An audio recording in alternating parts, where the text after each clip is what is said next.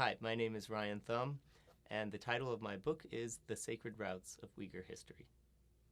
I became interested in the history of the Uyghurs partly because I had studied in China and I had also studied in the Middle East, so I was interested in both the Islamic world and in China, and this was a place where those two things obviously overlap. And when I went to Urumqi to do my language study, I noticed that there was what seemed to me an extraordinary interest among ordinary Uyghurs in their own history at a level that surpassed anything I've seen anywhere else in the world or here. Just an intense popular interest in history. For me, in this study, I wanted to understand the whole social apparatus that was creating and recreating history over time, and to really emphasize how one generation or one time period's practice of history led very smoothly into the next generation or the next time period's practice of history and was constantly changing over time.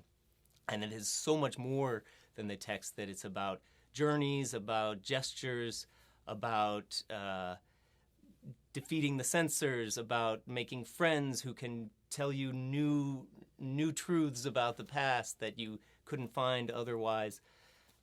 In short, that this history, that these imaginations of the past have a life, and that life is connected over time. Our understandings of the fraught relationship between the Chinese state and the Uyghurs do very much grow out of our understandings of Uyghur identity.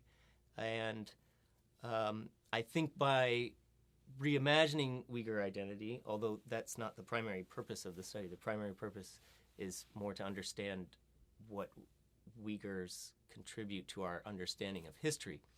But by investigating that history, you sort of inevitably encounter the question of identity. And I think this does tell us something of use for understanding the Uyghur relationship to the Chinese state. One very simple thing it does is show, I think, the very broad level of discontent with the Chinese state. This is something that current restrictions on research prevent us from asking about in a systematic way. But this book provides a more humanistic, even anecdotal understanding of how Uyghurs are unhappy with Chinese rule in a very general sense. And really, that's the only way we can approach that question at this point. It also suggests that attempts to curb religious activities that are seen as religious, and the attempt to separate out parts of Uyghur culture which are Islamic or religious that the Chinese government is undertaking, are bound to have a lot of unexpected side effects. By which I mean, if the Chinese state, if the security apparatus thinks that they can close down a shrine, and that this is merely a restriction on religious activity, in light of this study, that's pretty obviously wrong. These shrines are very much embedded in the notion of what as Uyghurs, our Uyghur past is about.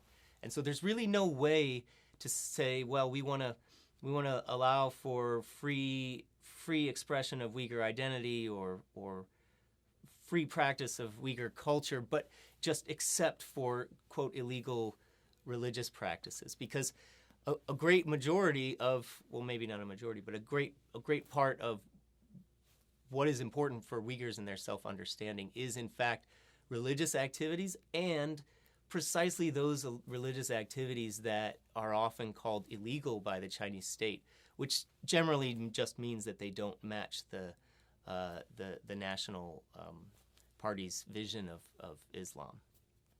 The main thing that I hope this book contributes to our understanding of Uyghur historical experience is to move the conversation away from simply understanding Uyghur historical practice as an engagement with nationalism of the European strain, and from understanding it primarily as an act of resistance against the Chinese state. I hope that the book has shown that Uyghur historical traditions, historical practices are very different from practices that have been documented in the rest of the world, and that they're different today in ways that have to be understood in light of the history of how things were 100 years ago or 200 years ago. And by doing that, to show that these ways of interacting with the past are interesting in their own right, not simply for what they tell us about nationalism or for what they tell us about resistance. But I want to emphasize that really this is about history as a practice that is universal or near universal among humans, and about looking at how the Uyghur version of that human practice can contribute to our catalog globally of how humans do this thing of interacting with the past, and how the Uyghur version of historical practice can teach us about our own interaction with the past.